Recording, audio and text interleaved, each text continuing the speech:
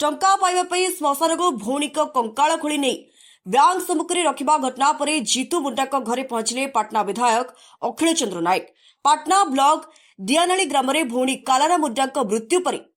जमा खाता 19,403 टंका उठाइबाकू भाई जीतू मुंडा बारंबार ब्यांक जाई निराश होइथिले। ए खबर प्रकाश पाइबा परे खबर पाई पाटना विधायक अखिल चंद्र नायक विधायकों पाटना ब्लॉक प्रतिनिधि कमलाकांत दास पूर्वतन पाटना ब्लॉक अध्यक्ष विश्वनाथ नायक पाटना वीडियो मानस रंजन दंडपाठ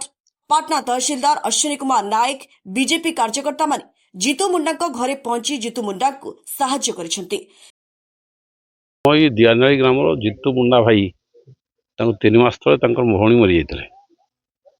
3 मास मरिया पूर्व दी भाई बेसी भौणी अकाउंट रे पैसा 20,000 रखिले बुझे कि जो भौणी मरीगले 2 मास 3 मास अपेक्षा कर पैसा तो मुझे रखी भौणी अकाउंट रखी मुझे पैसा उठाए बुझिपारे कि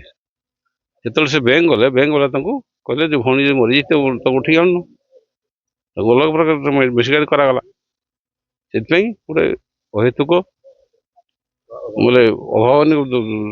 घटना घटीगला से दायी अवश्य बैंक वाला किसी हो पारती बुझार था नैतिक दायित्व सरकारी कर्मचारी बैंक कर्मचारी हिसाब से गरीब लोक सी तो जान नहीं लीगल एसेट दरकार डेथ सर्टिफिकेट दरकार एक तो जमी ना जो बैंक जो फेरेदेला सी आसी मतलब क्या सी बुझी ना बुझ क्या बुझी ना बुझी थे से कथा ये अभावन घटना घटना तेणु से समस्त बर्तमान मर्माहत दुखित से घटना मैं आशा करुचु ये परिवार आगामी दिन में भल खुशी रुँ या भितर रेड क्रॉस 20,000 टंका और बैंक जो 19,400 टंका दे दी बाकी पैसा प्राय ना तेणु या बर्तमान प्रतिरोधन करा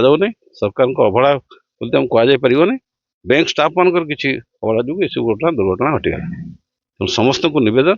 समस्त कनसस समस्त बर्तमान आम तेरे दीनदयाल उपाध्याय प्रशिक्षण महाभियान चलती कथा आम शिखापी समाज तल स्तर लोक जमी उपकृत सरकार योजना उपकृत हो प्रधान दायित्व आम मान भारतीय जनता कार्यकर्ता अच्छा नो भाई मान अच्छा ये अभावन घटना था जदि आम कार्यकर्ता जड़े ठिया होता ठीक समय तेणु आशा करी यही जिनस पुनरावृत्ति न हो जीवन में परिवार प्रति तेणु भगवान प्रार्थना करवा तुम आगामी दिन में बहुत भल रुह सुखर रुह ये मिसा जिनस जीवन न आस। केन्दुझर स्पेशल रिपोर्टर दशरथ बारिक रिपोर्ट स्वतंत्र ओडिशा लाइव।